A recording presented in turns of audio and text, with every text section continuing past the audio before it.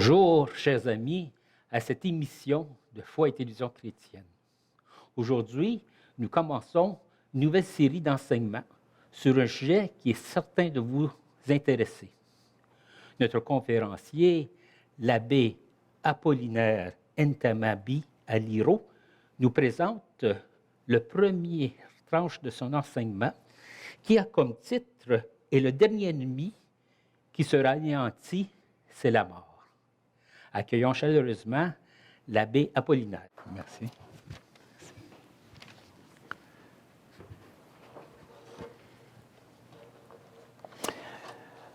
Oui, le dernier ennemi qui sera anéanti, c'est la mort. Tel justement est le thème de nos méditations.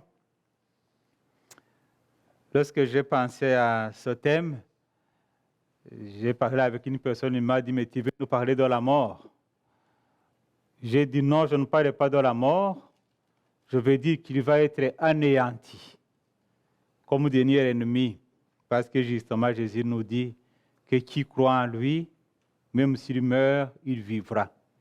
Donc, mon thème, c'est de parler plutôt de la vie que nous trouvons en Jésus, même après la mort.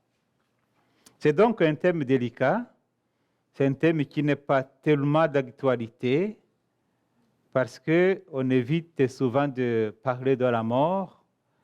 Et aujourd'hui, dans notre monde d'aujourd'hui, on évite même de parler de la vie après la mort. Dans les temps passés, les gens avaient peur de la mort. Les religieux antiques, ils avaient peur de la mort. C'est pour cela qu'ils faisaient des sacrifices comme pour apaiser les morts. Avec Jésus, on est passé de la peur à la joie, parce que la résurrection de Jésus explique le sens justement de ce qui était mystère pour les arrière-grands-parents. Mais étrangement, depuis une soixantaine d'années, ce thème qui était une bonne nouvelle, mais qui avait été avant comme objet de peur pour les anciens, est devenu un thème tabou. Mais ce n'est pas seulement la mort. Non, c'est parce que Dieu lui-même a été mis de côté.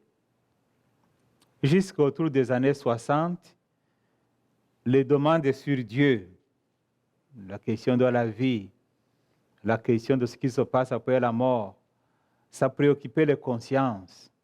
À ce moment-là, on pouvait parler des athées, des croyants, parce que c'était un débat de discussion. On est rendu à un point où Dieu n'est même pas un objet de discussion. Dieu est mis dans les oubliettes. Alors, si une fois Dieu est mis dans les oubliettes, même les questions fondamentales de la vie ne nous préoccupent plus. Quand on est dans un monde matérialiste, où on relativise tout, les questions essentielles deviennent comme mises de côté. Mais en mettant de côté ces questions essentielles, ça ne veut pas dire que ces problèmes-là disparaissent. La preuve, c'est que justement, nous sommes toujours affrontés à la mort.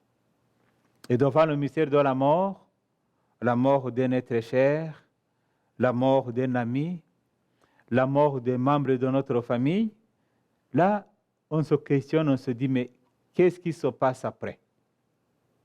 Mais étant dans un monde, pour ainsi dire, rapide, souvent on se le pose le soir, le lendemain, on entre dans le cycle de la vie, et puis on semble oublier justement qu'est-ce qui se passe après la mort. Ça, c'est la première difficulté. Le temps que nous vivons, qui pratiquement ne nous permettent pas d'entrer dans ce débat qui parle justement de la vie dans l'ensemble, de Dieu et de ce qui se passe après la mort. Alors si Saint Paul, dans son épître aux Corinthiens, premier épître aux Corinthiens, chapitre 15, verset 26, il nous dit que ce dernier ennemi qui va être anéanti, c'est la mort, c'est que justement la mort préoccupait les gens du temps de Saint Paul et même avant. Il y avait comme trois types de préoccupations.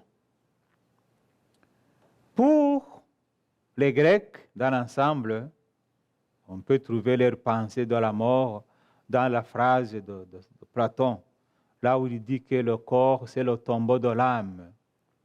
Donc, lorsqu'on meurt, le corps est détruit et l'âme s'envole d'où il est venu.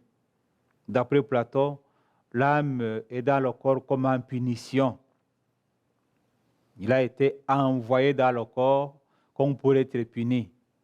Alors, quand on meurt, c'est comme si cette âme-là est libérée et puis elle s'envole. Ça, c'est la vision, et disons, de la philosophie grecque. N'oubliez pas que les Corinthiens, c'était justement une des villes de la Corinthe, donc de Grec.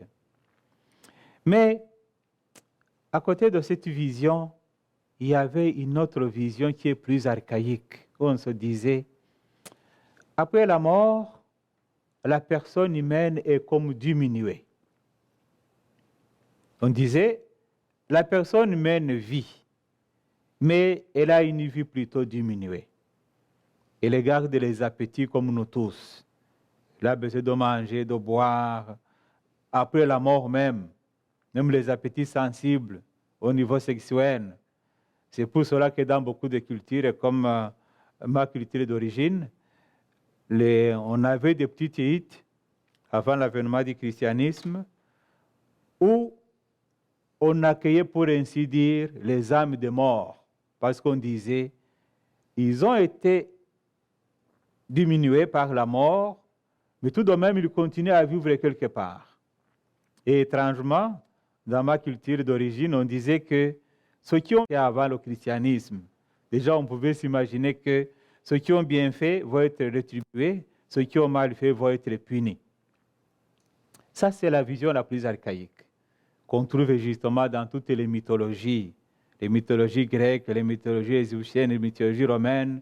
Là, pour eux, quelqu'un qui meurt ne disparaît pas, mais diminue. Alors, il faut apaiser son âme, autrement, il peut revenir nous faire du mal. Et c'est ça, c'était ça la conviction. Alors, la foi juive, depuis le IIe siècle, avant Jésus, vous vous rappelez les 2 livres de Maccabée, une partie du livre de la sagesse, du livre de Daniel. Là, on commençait à parler petit à petit de la résurrection des morts. Et ça devenait un sujet vraiment préoccupant. On pourrait se dire, mais pourquoi est-ce que ça n'a pas commencé avec Abraham, avec Moïse, avec les prophètes? Non, Dieu a sa pédagogie. Et il continue à révéler, même aujourd'hui, des réalités qu'on ne comprend pas. Mais à un certain temps, il révèle petit à petit des étapes de son histoire sainte. Et là, justement, au IIe siècle avant Jésus, c'était sous la domination, encore une fois, des Grecs. Et là, on persécutait, disons, le roi obligé à toutes les nations de le vénérer comme un dieu. Et puis, il proposait, comme dans chaque ville, sa statue pour qu'il soit vénéré comme Dieu. Alors, presque toutes les nations de son empire ont accepté. Mais voici qui se heurte à un petit peuple, le peuple juif, qui dit non, nous, on ne peut pas adorer une personne humaine. Nous devons adorer notre Dieu. Alors là, ils sont persécutés. Dans le 2e livre de Maccabée, au chapitre 7e, là, vous vous rappelez justement de cette femme-là, une veuve qui avait cet enfant, et qui sont obligés de manger le porc et qui refusent. Ils disent non, ça ne fait pas partie de notre foi. Notre foi nous empêche de manger du porc. Je me disais, aujourd'hui, si on dit, OK, aujourd'hui, là, vous, chrétiens, ne vous empêchez d'aller à la messe le dimanche. Je pense que beaucoup vont dire, oh, que ça ne fait rien, nous allons prier à la maison. Là, parce que quand on a la foi, tu campes sur certaines convictions. Mais quand la foi doutes ou que tu n'as pas vraiment une foi profonde, tu peux relativiser tout. Oui, oui, la communion est relativisée, la vie morale est relativisée, mais au temps de ces Maccabéens, et ils ont dit non. Et puis, ils ont dit non, parce que nous croyons qu'après cette vie, nous allons ressusciter. C'est pour la première fois qu'on voit dans la Bible cette conviction. Je disais qu'on est rendu au IIe siècle avant Jésus. Là, on dit, nous allons ressusciter. Et le plus jeune de cet enfant va dire, toi, tu ne verras pas la vie éternelle. Nous allons voir la vie éternelle. Là, c'est une grande conviction que la mort ne détruit pas ce qui est vraiment humain, ce qui est créé à l'image, à la ressemblance de Dieu, que la mort détruit plutôt l'aspect biologique que parfois nous avons en commun ou avec les bêtes ou avec les animaux et tout le reste. Alors, cette ligne de la conviction qu'après la mort, il y a la vie, qui commença justement avec les Maccabéens, va s'approfondir. Et au temps de Jésus, nous avons comme 4 courants. Vous savez, il y avait 4 groupes religieux au temps de Jésus qui avaient des convictions plus ou moins semblables, mais pas toujours. Hein. Vous vous rappelez justement, il y a les Sadducéens, il y a les pharisiens, il y a les Esséniens et puis les Zélotes. Pour les pharisiens, après la mort, il y a la vie. Pour les Sadducéens, après la mort, tout est fini. Pour les Zélotes, il faut combattre pour vivre. Par contre, pour les Esséniens, eux, ils vont vivre et retirer du monde en attendant justement la résurrection, l'avènement d'abord de Jésus, mais aussi la vie éternelle. Là, on pourrait se poser la question, si on demandait la question aux Canadiens, spécialement français d'aujourd'hui, combien parmi les Canadiens croient en la résurrection de la chair ou de notre corps? Combien, parmi même les baptisés, parce qu'en France, ils ont fait un sondage, et c'est étrange, ils ont fait un sondage en 2017, il n'y avait que 10% de Français baptisés chrétiens qui croyaient en la résurrection des morts. La même question, on peut se la poser aujourd'hui, et puis se dire, est-ce que moi, m'arrive-t-il de penser qu'est-ce qui va se passer après ma mort? Parce que quoi qu'on fasse, la mort, elle est toujours là, et puis elle nous attend. Ce que nous ne savons pas, c'est quand, mais la réalité, c'est que la mort, elle nous attend toujours. Mon frère, il est pécheur comme moi. Et je l'accueille et je l'aime, comme Jésus l'aime. Et c'est à ça que le Seigneur nous demande de faire. C'est ça que le Seigneur nous demande de faire. Ce brasier de la charité-là vient guérir notre cœur. Il guérit le cœur de chaque chrétien si notre cœur reste ouvert au pardon. Si on reçoit le pardon et la miséricorde du Seigneur, qui sommes-nous? Qui sommes-nous pour fermer notre cœur à la miséricorde aux autres? Qui sommes-nous? Oui, le dernier ennemi qui sera anéanti, c'est la mort. Au temps de Jésus, disais-je, il y avait justement comme 4 groupes religieux qui avaient des visions plus ou moins différentes de la vie après la mort ou de la résurrection. Et j'aimerais insister sur 2 groupes, parce que quelque part, ça nous ressemble beaucoup. Il y a les Sadducéens d'un côté et puis les pharisiens de l'autre. Lorsque dans la Bible on parle des pharisiens et des Sadducéens, nous avons l'impression que c'est une affaire du passé. C'est une affaire du temps de Jésus et puis ça a disparu. Mais lorsque tu y vas profondément, tu découvres étrangement que les Sadducéens, c'est nous autres, que les pharisiens sont parmi nous. Alors c'est mieux de comprendre ces 2 groupes et leurs tendances pour pouvoir comprendre pourquoi ils hésitaient du point de vue de la résurrection. Et ça peut nous aider, nous aussi, à découvrir pourquoi grand nombre parmi les nôtres d'aujourd'hui, ils hésitent pratiquement à accepter la résurrection des morts. Alors, je disais que Saint Paul se trouve à Corinthe. Et là, il est dans la philosophie païenne. La vision globale, ou une double vision globale, c'est que, ou après la mort, le corps et l'esprit est libéré, ou l'âme est libérée, ou la croyance que, après la mort, on a une vie diminuée. Au temps de Jésus, les Sadducéens, qui étaient-ils tout d'abord? C'était des descendants du grand prêtre Sadoc, au moment où on faisait le premier temple de Jérusalem. Alors Sadoc, comme grand prêtre, c'est de lui que viennent justement les Sadducéens. Alors vous comprenez que c'est plutôt la classe sacerdotale. Une classe sacerdotale au temps de Jésus qui s'intéressait plutôt de la politique et de l'économie. Vous voyez, ça peut être quelques tendances aussi dans le monde d'aujourd'hui. Tout en étant de la classe sacerdotale, l'intérêt n'était pas vraiment la vie après la mort. Ce n'était pas le salut des âmes, comme on disait autrefois. C'était plutôt l'augmentation de leur économie et puis être bien vu politiquement par les Romains.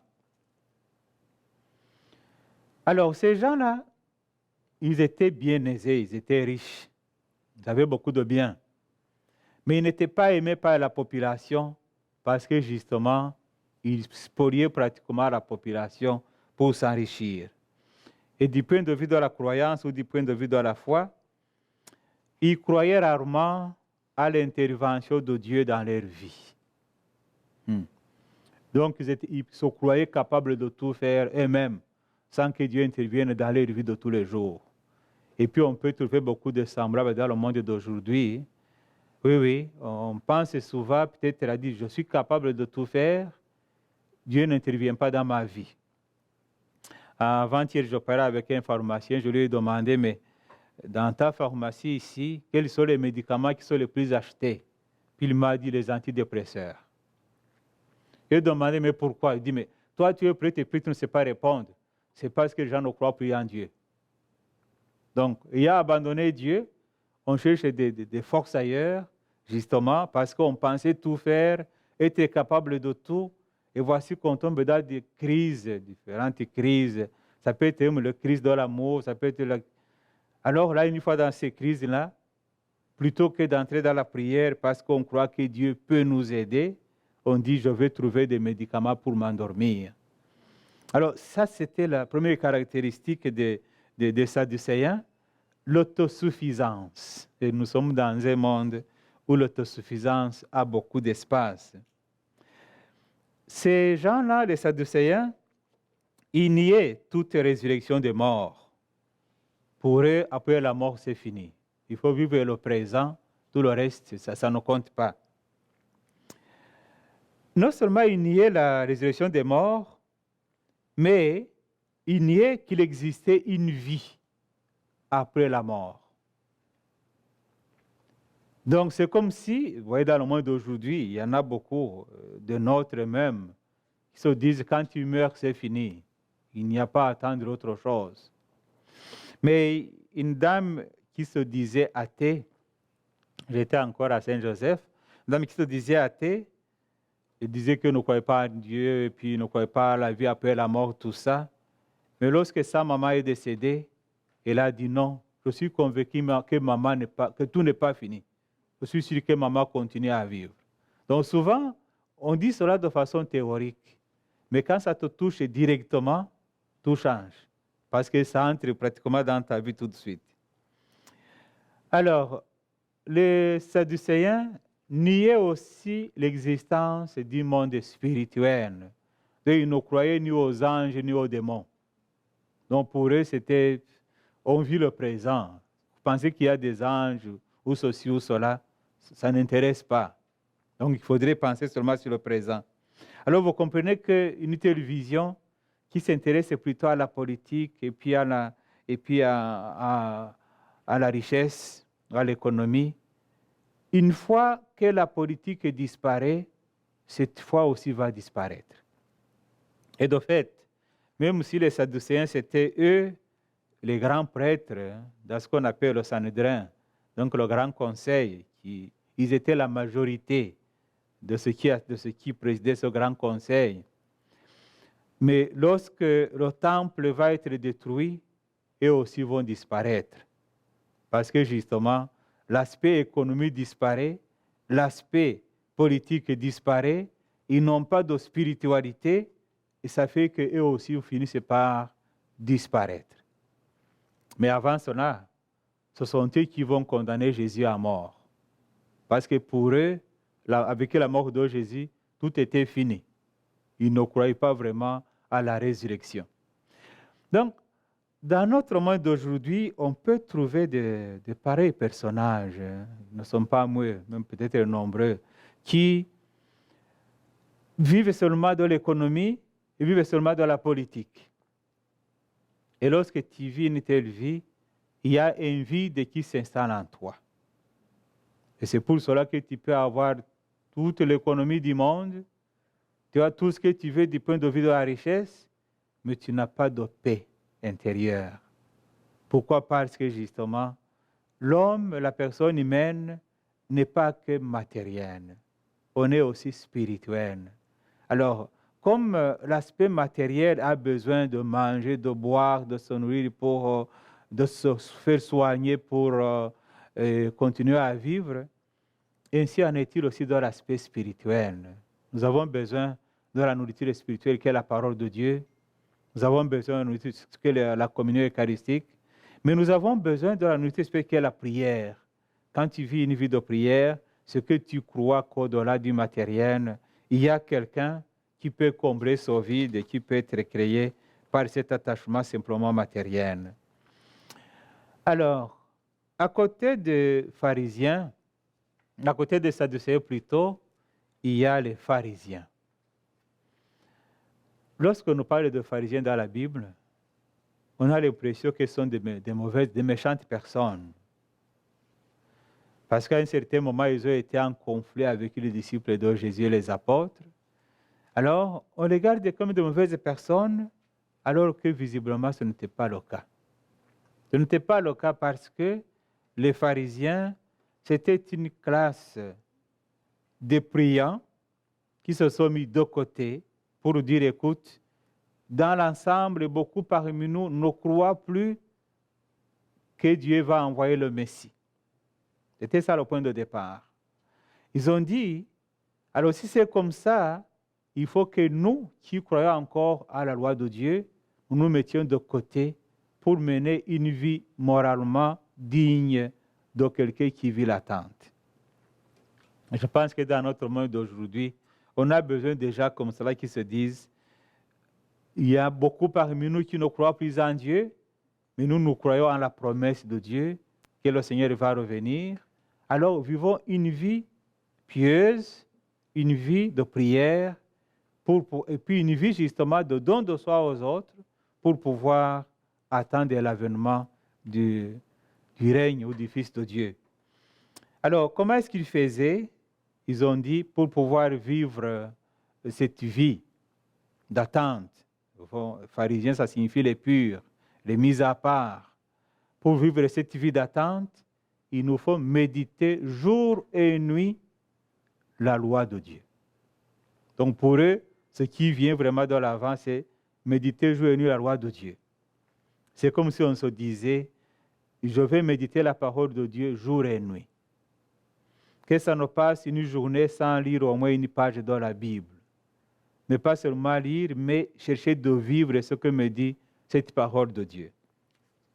Alors les pharisiens avaient entre autres caractéristiques que justement, ils estimaient que si Dieu n'est pas avec nous, on ne peut rien faire. Donc eux, ils croyaient vraiment à l'aide de Dieu, et puis ils croyaient que chaque décision que moi je fais comme personne, Dieu peut intervenir aussi. Je pense que c'est ça la foi. Le chrétien, la chrétienne, c'est quelqu'un qui dit « Ma vie n'a pas de sens si Jésus n'est pas avec moi ». Ils croyaient bien sûr à la résurrection des morts. La résurrection des morts parce que pour eux, c'était très important. Parce qu'ils avaient compris qu'après cette vie, il y a une vie qui continue. Même celui qui ne croit pas du point de vue rationnel, il peut ne croire pas à l'expérience dans la vie de tous les jours. Évidemment, ils croyaient aussi à l'existence des anges, des esprits. Alors, voyez-vous, c'est comme des visions, mais qui se complètent ou plus ou moins, qu'on peut compléter par une vision supérieure, parce que croire qu'il y a la résurrection des morts ne veut pas dire que vraiment c'est une croyance correcte, parce qu'il faudrait voir qu'est-ce qu'ils entendaient par la résurrection des morts. Mais ce qui est bien, ce qui est juste, c'est que après la mort de Jésus et la destruction du temple de Jérusalem en 70, ce sont les pharisiens qui vont faire que ce que nous appelons le judaïsme continue à exister. Parce qu'au-delà de l'aspect visible, ils croyaient aussi à la puissance spirituelle. Et je pense que pour nous, chrétiens, chrétiennes, c'est très important. Une fois qu'on a l'aspect spirituel dans ta vie, les choses matérielles peuvent basculer, peuvent changer, peuvent tomber. Mais toi, tu es sûr que Dieu, il va continuer avec toi parce que spirituellement, tu crois que tout peut crouler, mais si tu es avec Dieu, tu restes pour l'éternité parce qu'après la mort, il y a la vie. Nous verrons face à face. Actuellement, ma connaissance est partielle. Ce jour-là, je connaîtrai parfaitement comme j'ai été connu.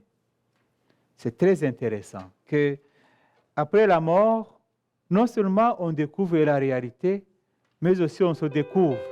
Tu te découvres et tu te dis, c'est pas possible, c'est moi.